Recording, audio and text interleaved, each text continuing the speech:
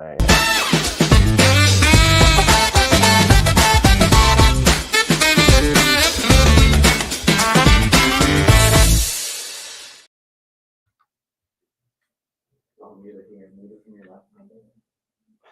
Hello, guys. Welcome back to Rise and Grind.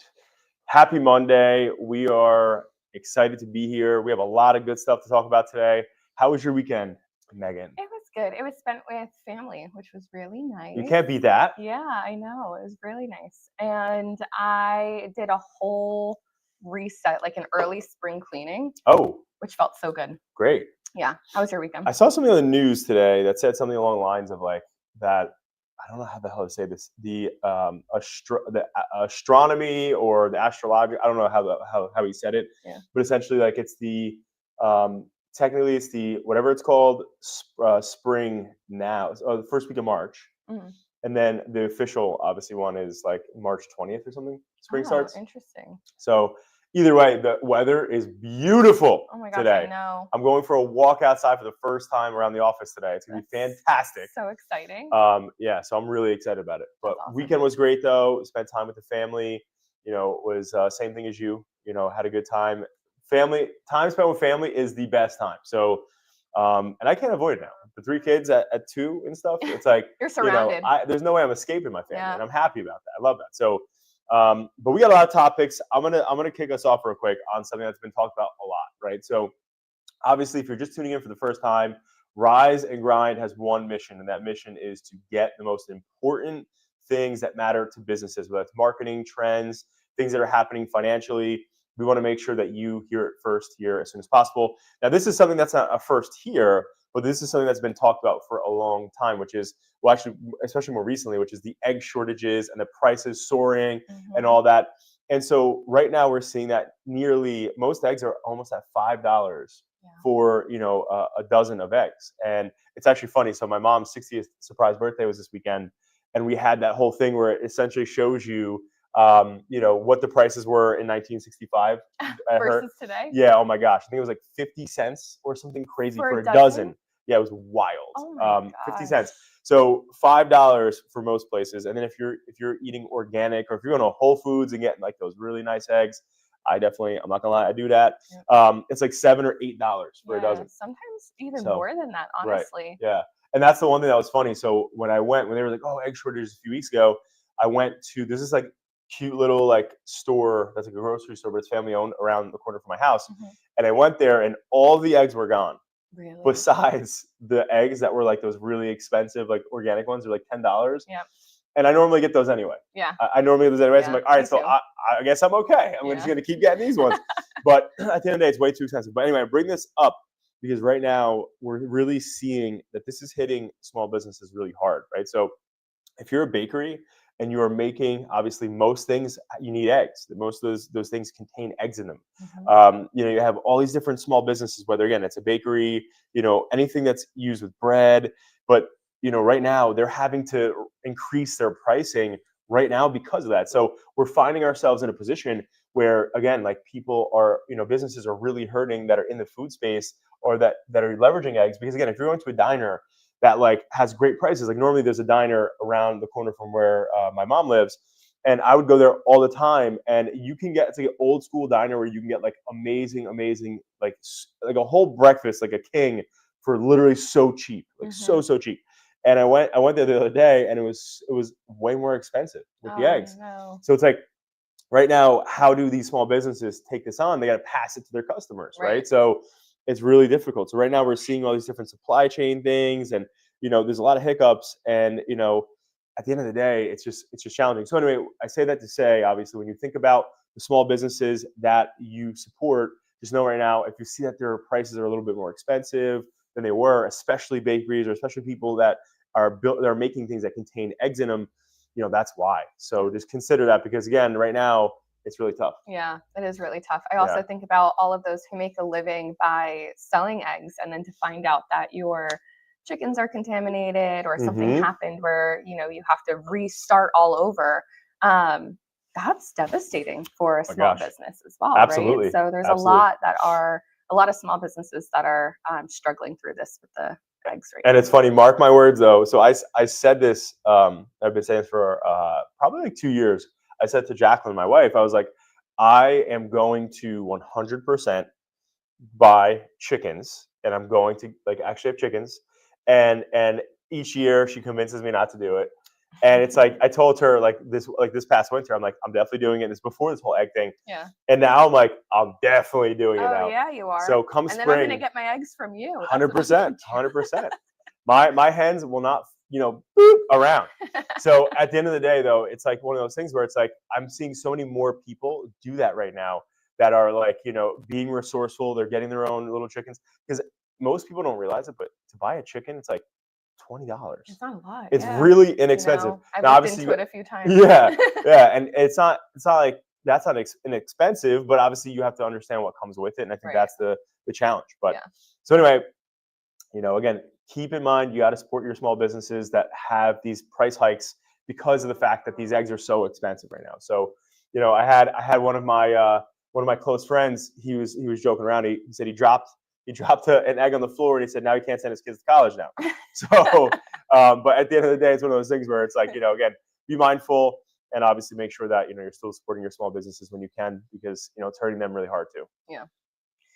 All right. The next topic that I have is Instagram is testing downvotes on comments, which is really interesting because it's one of the reasons I love Reddit so much, honestly, is that I go to a Reddit thread and I know that the comments that are right at the top are the ones that people really engage with, and the ones that are at the bottom are the ones that typically get a lot of the downvotes, right? They're not really relevant, or they're just flat out mean, especially on Instagram. I don't know. Do you go to the comment section a lot on videos? On IG? Yeah. I find myself there. I love the comment section almost more than videos themselves because I just love looking at the interaction. But sometimes the comments are just stupid, right? Or they don't add value to the video itself. Yeah. Or they're just like hate-filled. So now you'll be able to downvote that comment so that it's either not seen or pushed all the way to the bottom. So we're going to start seeing a lot more relevant conversations taking place on social media. But it's just a test, right? So we'll see how it integrates. I also wonder how effective and like if that really matters, because when you think about it, like perfect example, like most people, when there's a negative comment on a business's page, like what are they going to do? They're going to go to the page, or I'm sorry, they're going to go to the comment, and they're either going to hide it or delete it, right? I actually see, like, especially in the influencer world, I see a lot of negative comments where other users will jump in and start to defend the influencer, or the influencer will actually say like, hey, you actually don't have enough context here. So I do feel like it's relevant in the influencer space, and sometimes even in the brand space. I mean, there are some brands that leave up negative comments and they'll try to just showcase their personality or customer service a little bit more. So it'll be interesting to see. And it might not stick, right? To your point, it may not even be effective. They're trying to test out all of these weird new features. But really what it is they're just taking features from other social platforms and then they're just putting it on theirs. 100%. And honestly, listen, that's when you think about it as a business, it's so funny. Like right now, Adapting Social is like hardcore looking to purchase another agency. So if you own an agency or somebody who owns an agency and they're looking to sell and not worry about all the craziness of owning an agency, call us. But with that said, I'm looking into a lot more companies and stuff, and I'm finding that all of these businesses, there's so many businesses out there right now that are like kind of in this position where like there's a lot of Amazon resellers, and these resellers, it's so funny, they try to exit quickly. So like they'll be like, oh, I'm making this product, and they try to like hype it up to $1 million and then sell it really quickly, because they know what, like Amazon will come in and Amazon is going to start, or not just Amazon, but Amazon or these other people are going to start, like these competitors are going to start selling the same thing cheaper or whatever else. And so to your point, it's like in social media, that's the same concept, right? Like the second that Mark Zuckerberg gets his hands on something, he's like, all right, you're creating this, Reddit, boom, that's it, here I come. Yeah. And he's really great at doing it, clearly. Like, he executes it very well. People use all these different platforms on his, right? Like WhatsApp and all these other things that he just crushes. So, bottom line is this, like at the end of the day, it's like one of those things where it's like, he and these other platforms are going to continue to like follow to the point where it's like we're either just going to use Meta, and Elon is really trying to level this up with X. Like he has Grok built into X the same way, obviously. So does Meta. But at the end of the day, it's one of those things where it's like they're just everyone's going to be copycats. Yeah. And and that's what they want. They want to eliminate people. Yeah. Speaking of copycats, it's actually so. OpenAI came up with a feature where you're able to essentially create tasks from any web browser, right? Meta just released a test where they're duplicating it, where in your DMs, you can now tell AI, you can say, create a task, and AI will perform that task. So it's doing the exact same thing that OpenAI has, that ChatGPT has, but it's in Meta. Yeah. To me, it doesn't make any sense in Meta, though. Yeah. Like it's just duplicating something that doesn't add any value. Because, for example, what task would you need AI to do from an Instagram DM? Like I was trying to think about that today. Other than follow somebody or chat somebody, right? What are well, I mean, I think realistically, which I don't think they would do, but I mean, listen, realistically, I think one of the things that would be beneficial is like when you think about if it's like, hey, send a mass message to all of my followers saying this, or help me write this to send this to all of my followers. But I don't know. I don't think they would do that because it'd be more spammy and stuff. But at the end of the day, like to me, that's what I would use for adapting socials page or Commodities page or something. But like to your point, like I don't want to. It's almost like what Ian said when he presented 2 years ago, where he was like, for that whole Starbucks thing. It's like, hey, give me my coffee. Don't tell me how to be like a good person or how to like change the world or whatever. Where it's like, if I'm in my Gmail account, what does Meta have to do with that? You know what I mean? Or if I'm on a web browser, what does Meta have to do with that? So they're reaching. That's the problem, is that these companies are reaching too much into other sectors of our lives, and it's just not relevant, right? So with Google, like if I'm in Google and like and Gemini has the ability to tell me like do this to optimize your inbox or blah blah blah. It's like that's different versus like Meta trying to be involved in my browsing experience. Like, it just doesn't make sense. So I don't know. It's interesting. Yeah, I do wonder if there is going to be just one platform because it's becoming that way. Yeah. So next up we have, there is a new SBA chief, which is the Small Business Administration, and it's funny. So he toured their primary headquarters and realized that essentially there was pretty much nobody in the office. There was like the culture was dead. And so just like most of these big organizations like JP Morgan Chase, we have Jamie Dimon, who was just on record. There was a leaked video or I'm sorry, audio of his conference call with all of his leadership team in JP Morgan Chase. And he was going off on everybody about you get your ass in the office or you can find another job, whatever. And the SBA chief right now is essentially sharing pretty much the same thing. That essentially he's foreshadowing right now that they are going to bring people back into the office. And I'm curious for anyone watching right now what your thoughts are on that. And this is the thing, like obviously Elon Musk has a big say in this. He's doing it with obviously the government employees through Doge. But one of the things that we're seeing pretty often at this moment is that these bigger corporations don't believe that companies can work from home, at least not effectively and efficiently. But they also don't believe that it's fair to these other people who are working, right? As an example, you have people in factories that cannot work from home. You got Emily and Rob can't work from home, right? So you have a majority of people in this country that can't work from home, right? The construction workers, the list goes on. And so, Elon's stance is it's disrespect to the people who cannot have that same, experience and that same luxury, as well as obviously that there's the ability to, slack off while you're at home. And listen, and I get it. I mean, again, as a business owner, there are plenty of times where I will be communicating with somebody and they'll be like in the car on the way somewhere. And I'm like, damn, it's in the middle of the day. Where are you going? Obviously, we have adapt time, so people can do those things. But there are so many companies that are looking at that now and saying, hey, this is not going to work anymore. We need to be creative. We need to be working together.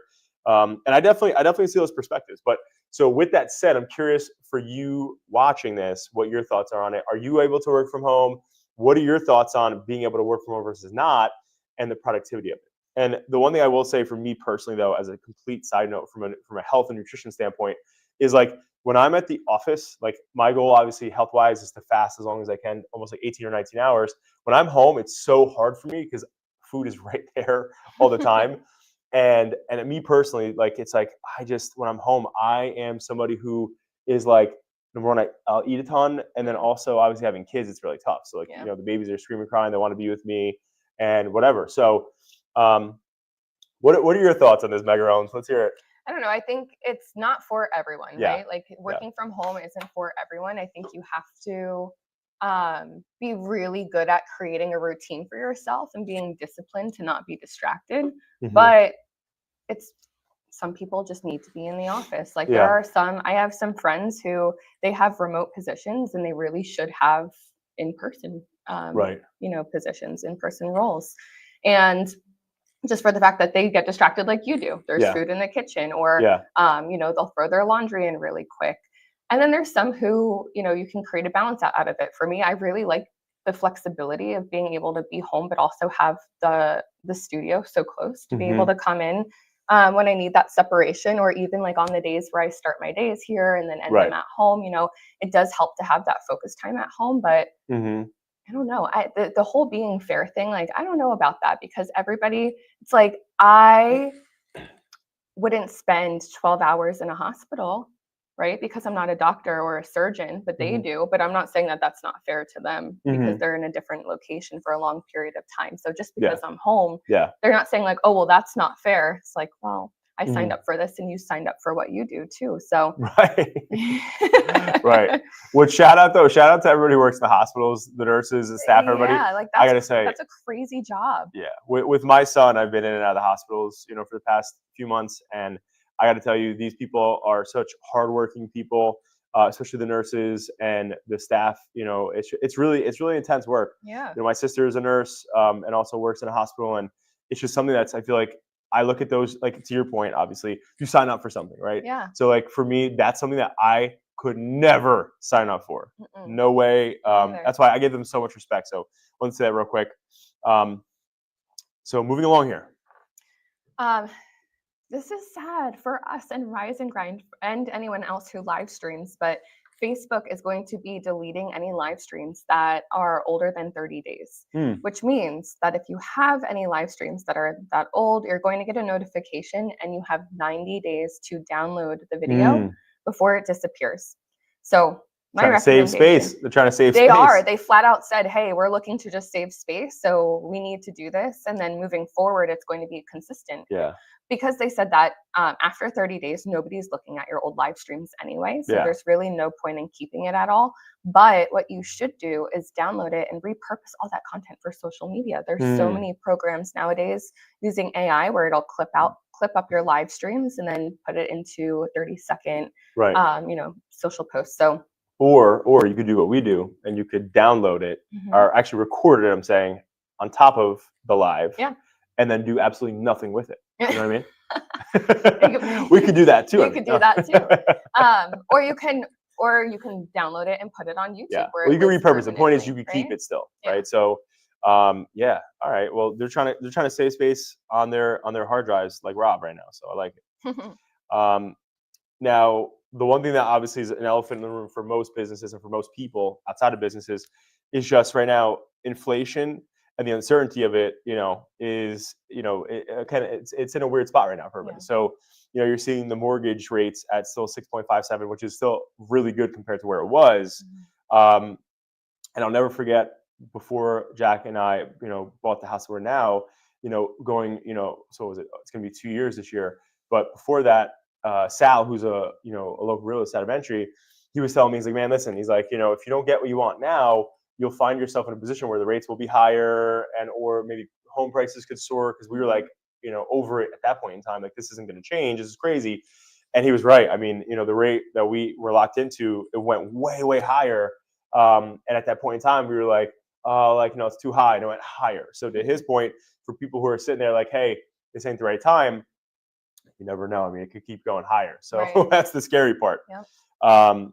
So, you know, right now it's one of these things where, you know, people, this is the one thing I want to say for the businesses, especially when it comes to like the money component, this is really challenging. So the one thing I wanted to share is that when it comes to, you know, getting money and being prepared for, you know, bad situations, right? Like when we had our last webinar that we had that financial planner that was on our webinar with us. She shared that, you know, right before COVID, they found themselves looking for money, going out there, talking to banks, making relationships, and securing money. Not that they need it yet, right? Or lines of credit, which means that it's money that's sitting there, and if you don't use it, you don't pay. But if you use it, you pay points. But the point though is that most businesses, when they find themselves in a oh shit situation where they need capital, they need money because things aren't going the way they need to be going, then what happens? Then you're like, oh crap, you're scrambling, and banks are not going to give you money when you don't have money. So what she said was really profound, and it made a big impression on me too, which is like, at the end of the day, when you look at inflation and all these crazy things that are happening right now, if you find yourselves, if you're in an okay position, or if you're in a great position, that's the best time to prepare and have lines of credit just sitting there waiting for you. Because at the end of the day, when you find, again, if you're unfortunate and you find yourself in that position where you need extra capital for, whether it's a product or inventory or whatever, you have to be prepared. So I say that to say you should be shopping and making sure that you find yourselves in that position, so that if you need money, you have money. Because again, the best time to buy certain things when you don't need them, because you're not emotionally attached to them, and especially financially when you have the capital. And not every company finds themselves in these positions where they're like 100% good to go, right? So, again, with Adapting Social, we're a 100% debt-free company. I don't like debt, but other companies are not in that position, and that's okay. Most companies are not in that position because, again, they need it for inventory, products, whatever else. So if you are in that position, whether you're a debt-free company or not, just make sure you have capital readily and available. Because again, we have a new administration. We don't know where that's going to turn up still. Obviously, we'll see as this will, roll out the way we want to. Obviously, most people are optimistic and hopeful. But the one thing I said prior to the change of administration to you which was, listen, at the end of the day, administration change or not, people are not going to want to start to sell their homes for less just because Trump is in office. People are not going to want to start to sell products and make less money because Trump's in office. So, pricing where it's at right now, again, obviously I could be wrong. I've been wrong before, but I can't see prices changing for products or services just because it's a new administration, which means that obviously pricing of inflation or whatever else, I feel like it's going to be hard to change and to dial back no matter who won the presidency, because at the end of the day, if people are used to making more money for, again, whether it's selling a house or it's like selling eggs or selling whatever, people are not going to want to make less money now, right? They're used to and accustomed to making more money. So obviously, with that said, my point, and I'll wrap up on that, is just prepare your business for whatever happens so that you don't find yourself in that position where, oh crap, I need money. And like I said, if you're just tuning in right now, the best time to look for money is when you don't need it. When you need money, they know that you're sweating and you need it. You typically either have terrible rates or you're not going to get the money, which is not a great situation. Yeah. I was scrolling on Instagram and I saw someone who applied for a job, and they did it in such a bizarre way that it made me think about how many people need to really start to think and act outside of the box. Essentially, think about how many resumes we get, right? Yeah. And then a lot.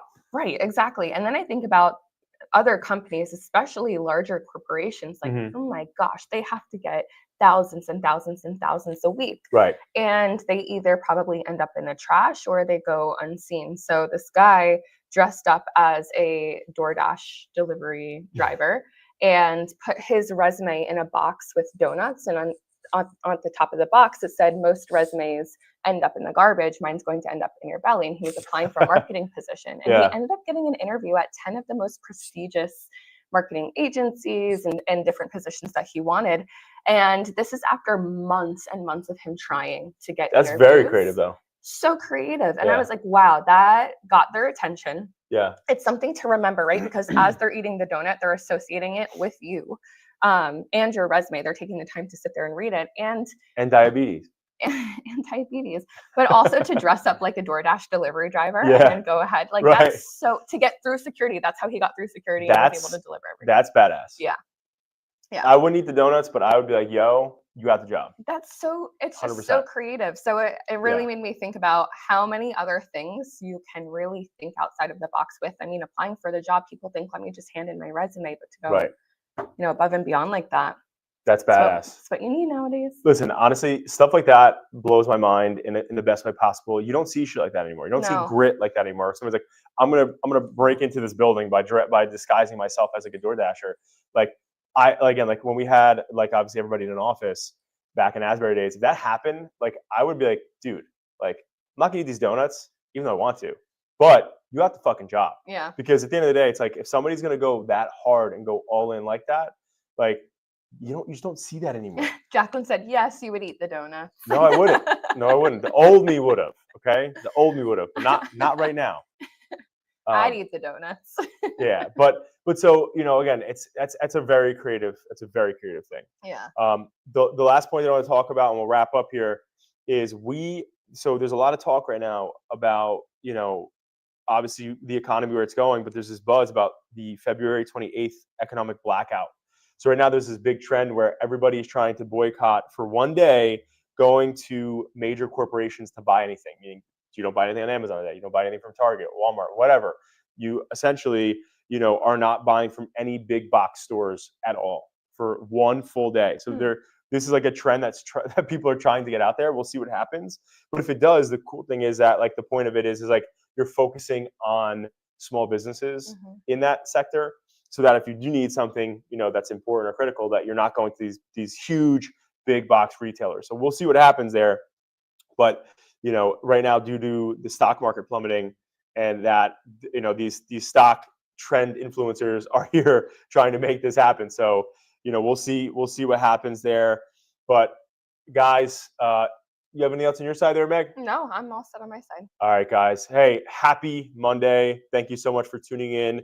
If you know a business owner, if you know somebody who is in charge of a brand or / is in, the upper echelon of a company, share this with them. Our goal is, again, is to give everybody the trends, the things that are happening that are important to businesses, finance, marketing, you name it. And guys, create a great Monday and week. You're in charge of it.